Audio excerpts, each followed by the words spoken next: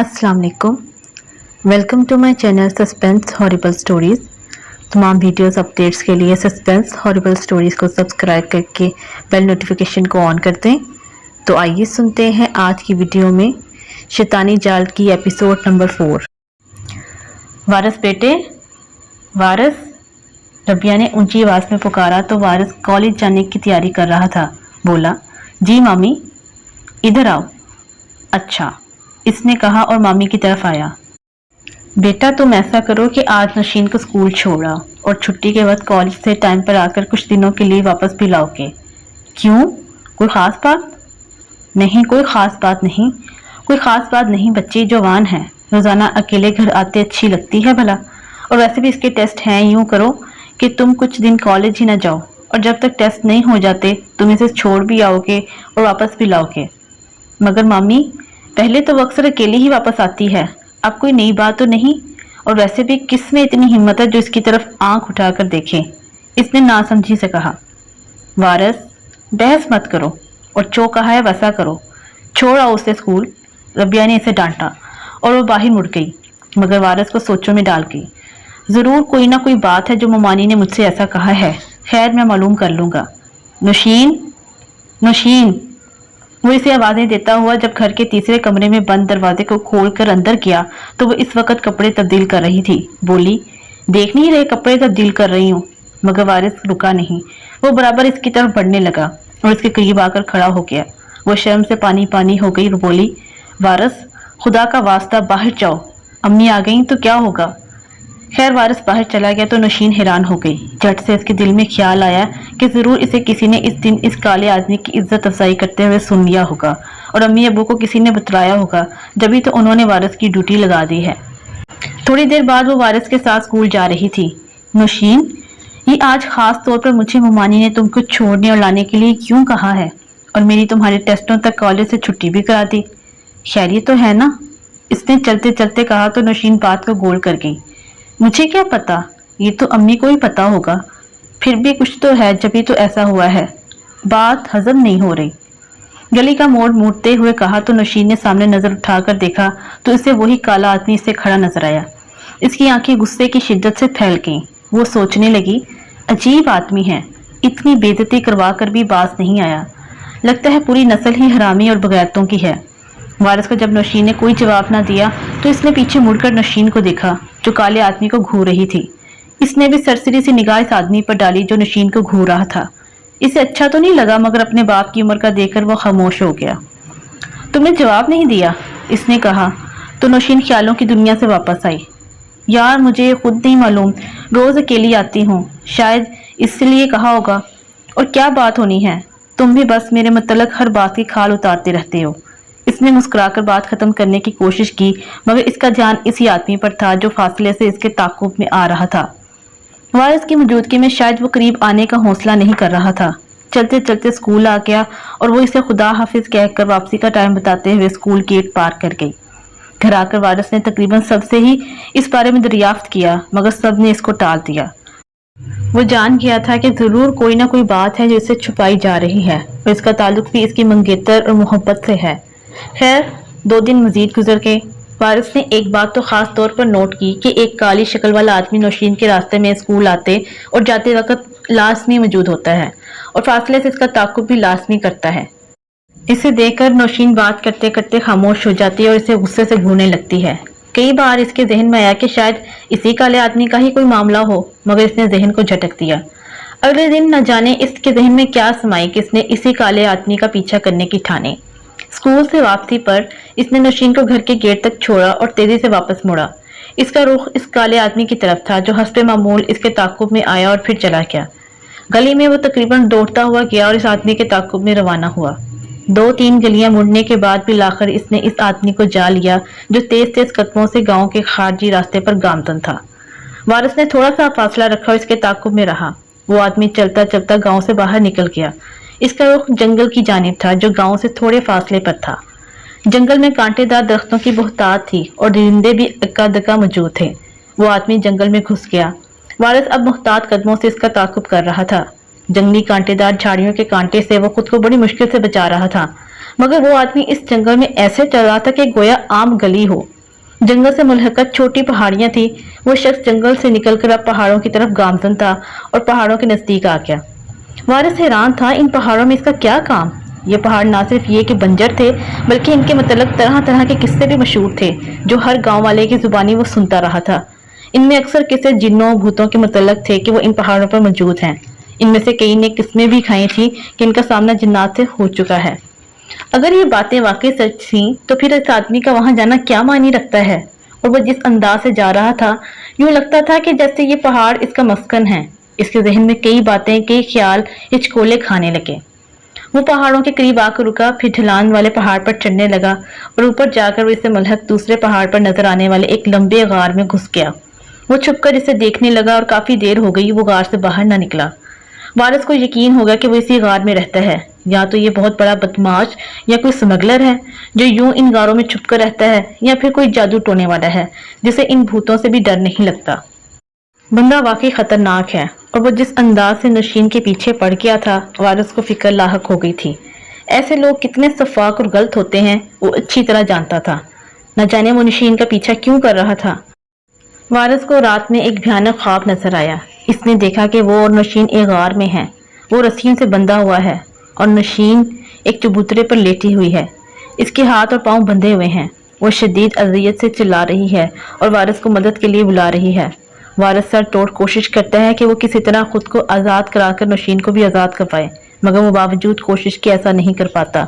इतने में एक काली शक्ल भयानक नकूश वाला आदमी गार में दाखिल होता है और नशीन को एक तेज धार छुरी से ज़िबा करने लगता है। वो चिल्लाती है और वारिस को पुकारती है। नहीं! वारिस ने उठकर एक जबरदस्त चीख मारी और चारपाई पर उठ बैठा। इसने तेजी से इर्द गिर्द देखा। वो अपने कमरे में था। इसने जल्दी से खुदा का शुक्र अदा किया कि ये सब ख्वाब था। इसका दिल तेजी से धड़क रहा था और सांस धुमकी की रफ्तार से चल रहा था। वो तेजी से चारपाई से उठा और पास पड़ा हुआ पानी का जग खाली कर दिया। पानी पीकर इसकी जान में जान आई। शाम को जब बिलाल घर वापस आया तो इसका चेहरा उतरा हुआ था।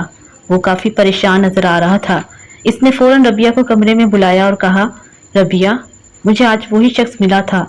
इसने मुझसे राह चलते कहा कि मैंने जो तुमको टाइम दिया था वो अब पूरा हो गया है, लिहाजा कल मैं रात को या परसों सुबह को आकर अपनी बेटी को बहरहाल ले जाऊंगा। फिर क्या? पहले तो मैंने इसे प्यार से पास रहने को कहा, मगर वो ना माना तो मैंने इसके मुंह पर थप्पड़ मारा, मगर इसने मेरा हाथ रास्ते में ही पकड़ लिया। इसने मुझे धमकी दी और कहा कि अपनी ताकत को संभाल के रखो, बहुत जल्द इसकी जरूरत पड़ेगी तुमको। और मैंने जो फैसला करना था कर लिया। इसके साथ साथ इसने मुझे ये भी बताया कि मेरे पास काला जादू है और इसी काले जादू के जोर पर हमारी बच्ची उठा कर ले जाएगा। मैंने इसका मजाक उड़ाया तो वो गुस्से में आ गया। इसने कुछ पढ़कर मुझ पर फूंका तो इसके मुंह से बिच्छू निकले जो मेरे जिस्म से लिपट के। मैं चीखा तो वो हंसने लगा। इससे पहले कि बिच्छू मुझे कोई तकलीफ देते, इसने दोबारा इन पर फूंक मारी तो वो गायब हो गए। पहली बार हकीकी मायनों में मुझे खौफ महसूस हो रहा है कि इसने जो कहा है वो कर गुजरेगा। इसने कहा कि वो काले जादू की ताकत से सबको अंधा करके नौशीन को ले जाएगा। मुझे बहुत डर लग रहा है रबिया। इसके पास वाकई कोई जादू टोना है जिससे वो काम लेकर हमें हमारी बच्ची से जुदा कर देगा, बिलाल ने शदीद परेशानी के आलम में कहा। रबिया भी ये सारी सूरत हाल देखकर परेशान हो गई। न जाने कौन है जो हमारी बच्ची के पीछे पड़ गया है और ऊपर से वो है भी जादू टोने वाला। वो जानती थी कि ये जादू टोने वाले इतनी आसानी से किसी का पीछा नहीं छोड़ते। तो फिर क्या किया जाए? एक हल है इसका, रबिया ने सोचते हुए कहा तो बिलाल उछल पड़ा। जल्दी बताओ क्या हल है? अगर इसने तुम पर जादू आजमाया है तो हम भी ऐसा ही करेंगे। क्या मतलब? मैं समझा नहीं। मतलब ये कि हम भी किसी अल्लाह वाले से इस सिलसिले में बात करते हैं और ज़रूर इसका हल निकालेंगे। वैसे भी अल्लाह के कलाम में बेहद कुव्वत होती है। काला इल्म जितना भी खतरनाक क्यों ना हो, अल्लाह का कलाम इस पर भारी है। वारिस के बाप के एक जानने वाले हैं, पीर शेर मोहम्मद। वो काफ़ी नेक और ऐसे कामों के माहिर हैं। तुम ऐसा करो, फौरन फिजान और अक्सा को यहाँ बुलाओ। इनको भी पता होना चाहिए। रात को इनसे मशवरा भी कर लेंगे और तुम दोनों रातों रात इनके आस्थाने पर चले जाना और इनको हर हाल में साथ ले आना। तुम्हारे आने तक नौशीन घर में ही रहेगी, कहीं भी नहीं जाएगी। और खबरदार, वारिस को जरा भी भनक नहीं पड़नी चाहिए। रात के तकरीबन 12:30 का टाइम होगा। इतने में दरवाजे पर दस्तक हुई। इतनी रात के दरवाजे पर कौन हो सकता है? यही सोचते हुए बिलाल ने दरवाज़ा खोला तो सामने वाले बंदे को देखकर इसके औसान खता हो गए। वही काली सूरत वाला आदमी अपनी भयानक मुस्कुराहट लिए खड़ा था। वो इसे देखकर दंग रह गया और बुत बन गया। मैं हूँ इनाम और अपनी बेटी को लेने आया हूँ। तुम? हाँ मैं। तुम्हारी ये हिम्मत बेगैरत की औलाद।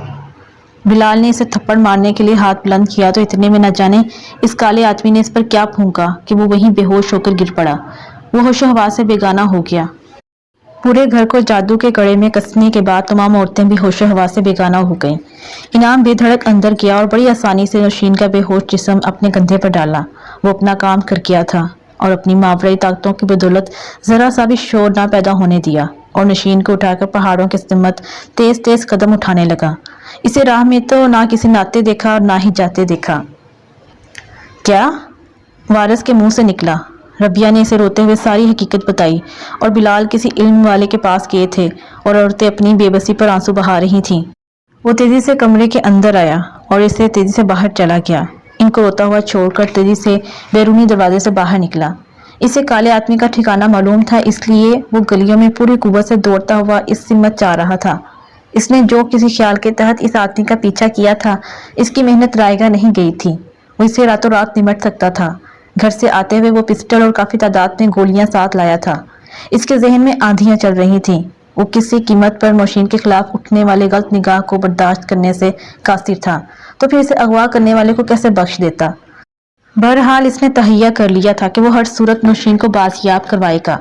जंगल से निकलकर वो अब चांद की रोशनी में पहाड़ों की सिमत गामजन था और वो गार पहुंच गया। गार में एक मोड़ आया। जैसे ही इसने मोड़ मोड़ा, थोड़े से फासले पर इसे रोशनी दिखाई दी, जिससे इसने अंदाजा लगा लिया कि इस गार में एक मोड़ और भी है।